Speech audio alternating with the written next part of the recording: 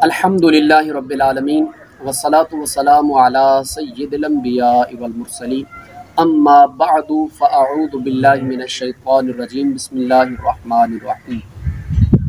Social media پر ایک شعر، وہی جو مستوی عرش ہے خدا ہو کر، اتر پڑا ہے مدینے میں مصطفیٰ ہو کر، اس شعر کو اعلیٰ حضرت رضی اللہ تعالی عنہ کی طرف منسوب کیا جا رہا ہے۔ مختلف تقاریر نظر سے گزری جس میں مخالفین نے اس شعر کو اعلیٰ حضرت امام اہل سنت مجدد دین و ملت الشاہ امام احمد رضا خان رحمۃ اللہ تعالی علیہ کی جانب منسوب کیا کہ یہ آپ رحمۃ اللہ تعالی علیہ کا شعر ہے۔ اس شعر کو مخالفین میں سے کئی ایک ان کی علمی شخصیات، جن کو وہ علمی شخصیات سمجھتے ہیں، اعلیٰ حضرت رضی اللہ تعالیٰ عنہ کی جانب منسوب کیا کہ یہ شعر اعلیٰ حضرت رضی اللہ تعالیٰ عنہ کا ہے، جن میں شیخ محمد مکی حجازی مدرس حرم، ڈاکٹر اسرار احمد صاحب اور علامہ احسان الہی ظہیر نے اپنی کتاب البریلویہ کے اندر اس کو اعلیٰ حضرت رضی اللہ تعالیٰ عنہ کی جانب منسوب کیا ہے۔ کیا امام احمد رضا خان بریلوی غلط ہیں؟ ان کی کتابیں پڑھ لو، پتہ لگ جائے گا۔ ان کی کتابیں پڑھ لو تو آپ کو سمجھ آ جائے گی، جس نے اپنی کتابوں میں ماشاءاللہ ایسی توجیحات لکھی ہیں کہ جو مستوی تھا عرش پہ خدا ہو کر، اتر پڑا ہے مدینے میں مصطفیٰ ہو کر، اس سے بڑا شرک بھی کوئی ہے دنیا میں؟ مثال کے طور پر آپ کو ایک شعر سنا رہا ہوں، وہی جو مستوی عرش تھا خدا ہو کر، اتر پڑا وہ مدینے میں مصطفیٰ ہو کر۔ کیا ہے یہ؟ اور یہ آپ کے علم میں ہونا چاہیے، شعر کس کا ہے؟ مولانا احمد رضا خان صاحب بریلوی۔ جبکہ اللہ کے فضل و کرم سے میں حقیقت حال آپ کے سامنے پیش کر دیتا ہوں کہ یہ شعر اعلیٰ حضرت رضی اللہ تعالیٰ عنہ کا نہیں ہے۔ جو لوگ اس بات پر بضد ہیں اور اعلیٰ حضرت رضی اللہ تعالیٰ عنہ کی جانب منسوب کرتے ہیں کہ یہ شعر اعلیٰ حضرت رضی اللہ تعالیٰ عنہ کا ہے، ان سے ہمارا یہ سوال ہے اور چیلنج ہے کہ اعلیٰ حضرت رضی اللہ تعالیٰ عنہ کے دیوان میں سے، اعلیٰ کی کتابوں میں سے اس شعر کو ان کا ثابت کر کے دکھائیں۔ تو یہ ایسا دعویٰ ہے جو تا صبح قیامت مخالفین ثابت نہیں کر سکتے۔ اب سوال پیدا ہوتا ہے کہ یہ شعر اگر اعلیٰ حضرت امام احمد رضا خان رحمۃ اللہ تعالی علیہ کا نہیں ہے تو یہ شعر کس کا ہے؟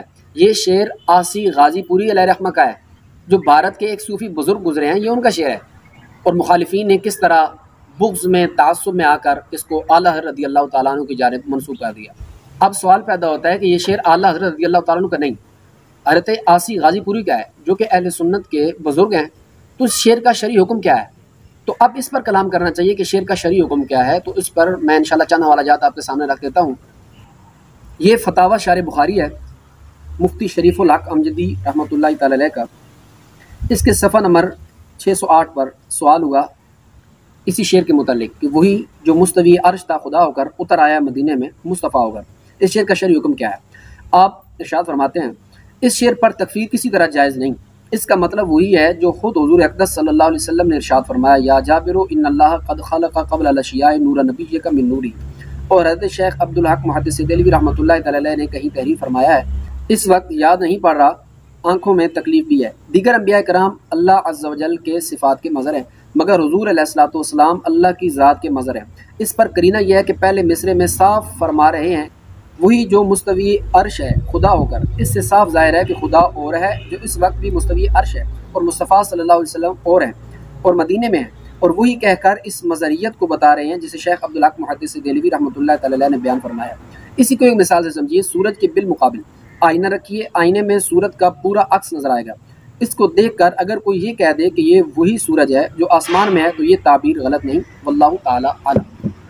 تو مفتی شریف الحق امجدی رحمۃ اللہ تعالی علیہ نے اس شعر کا مکمل شرعی حکم بیان فرمایا۔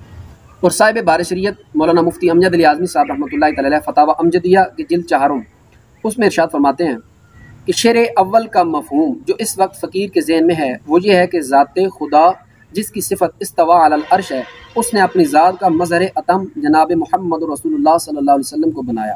اترنا کہ یہ نزول کا ترجمہ ہے، کنایہ مظہریت سے ہے، جیسا کہ حدیث ینزل تعالی الی السماء الدنیا میں تعویل کی جاتی ہے کہ مراد نزول رحمت ہے، آسمان دنیا مورد رحمت خاص اور مظہر تجلی بن جاتا ہے۔ چونکہ یہ شعر کسی بے باک زبان دراز کا کلام نہیں جس کی عادت ایسی ہو کہ جو جی میں آئے بک دے، بلکہ ایک واقف شریعت کی طرف منسوب ہے، لہٰذا تا حد امکان کلام کی تعویل کی جائے گی اور کلام کو ظاہر پر حمل نہیں کیا جائے گا۔ اس سلسلے میں ایک اور حوالہ ہندوستان کے جید عالم دین قاضی القضات فی الہند حضور تاج الشریعہ مولانا اختر رضا خان صاحب رحمۃ اللہ تعالی علیہ کا بھی ایک حوالہ پیش کر دیتا ہوں۔ فتاویٰ تاج الشریعہ کے اندر آپ سے سوال ہوا، آپ نے جواباً ارشاد فرمایا اس شعر کا ظاہر حلول و اتحاد و عینیت خالق و مخلوق ہے اور یہ بلا شبہ کفر ہے۔ جس نے بھی ظاہری معنی اعتقاد کیے شعر پڑھنے والا یا سننے والا وہ بے شک کافر ہے۔ توبہ و تجدید ایمان فرض ہے اور بیوی والوں پر تجدید نکاح بھی ضرور۔ اگر اس معنی کا اعتقاد نہ کیا تو تکفیر نہیں۔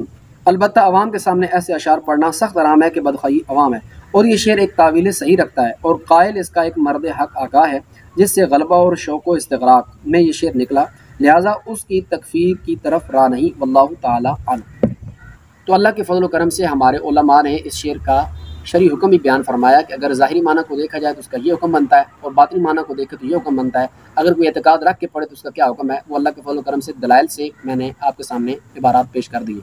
باقی جہاں پر فتاویٰ احمدیہ کا میں نے حوالہ پیش کیا تو اس کے نیچے مفتی آل مصطفیٰ مصباحی صاحب نے اس پر بڑا تفصیلی کلام کیا ہے اور دلائل سے اس شعر کو بے غبار ثابت کیا ہے۔ اور مزے کی بات یہ کہ انجینئر محمد علی مرزا جیلمی نے اس بات کو تسلیم کیا ہے کہ شیخ محمد مکی حجازی صاحب کا اور ڈاکٹر نثار احمد صاحب کا اعلیٰ حضرت رضی اللہ تعالیٰ عنہ پر یہ بہتان ہے، اور اس پر ایک پورا کلپ ریکارڈ کیا ہے جو ان کے آفیشیل یوٹیوب چینل پر موجود ہے۔ نبی مولانا مکی حجازی صاحب کی ویڈیو میں ہے کہ احمد رضا بریلوی صاحب کے متعلق ایک شعر منسوب کیا گیا ہے، یہ شعر بھی سنا دیتا ہوں۔ وہی جو مستوی عرش تھا خدا ہو کر مدینہ میں اتر آیا وہ مصطفیٰ ہو کر۔ کیا یہ دعویٰ درست ہے؟ بالکل جھوٹ ہے، یہ مکی نے بھی جھوٹ بولا ہے، اور مکی نے جس سے سن کے بولا ہے وہ بھی جھوٹے ہیں کہ یہ احمد رضا بریلوی صاحب کا شعر ہے، اور بلکہ یہ تو احسان اللہ ظہیر صاحب نے البریلویہ کتاب میں بھی لکھ دیا کہ یہ بریلوی علماء کا شعر ہے۔